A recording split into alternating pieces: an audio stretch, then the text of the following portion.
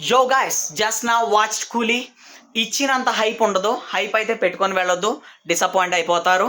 Fan బాయ్స్కే one time watchable, నాకైతే one time watchable. And non ఫ్యాన్స్కి అయితే ల్యాగ్ లేకుండా అలా మూవీ వెళ్తుంది, బోర్ అయితే కొట్టదండి. And when comes to positives, Rajinikanth అన్న టైటిల్ కార్డు మార్చేశాడు. సూపర్ అవసరం ఉంటుంది.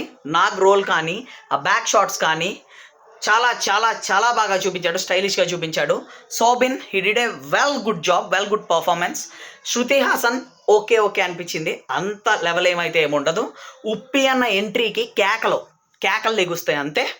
And when comes to fights చాలా స్టైలిష్గా చాలా బ్రూటల్గా ఉంటాయండి. అతి ముఖ్యంగా మ్యాన్షన్ ఫైట్ సూపర్ ఉంటుంది. అక్కడ ఒక బీజిఎం వస్తుందండి, క్లాసిక్ బీజిఎం. విక్రమ్కి 10 ఉంటుంది అనమాట. బక్కోడు బీజిఎం చిత్తక్కొడేశాడు. ఇంటర్వెల్ లోకి అన్న చెప్పినంత ఏముండదు. క్లైమాక్స్ కూడా okay okay. Rajinikanth flashback ఆ లెవెల్ ఏముండదు. Okay, you can go watch it. Bye.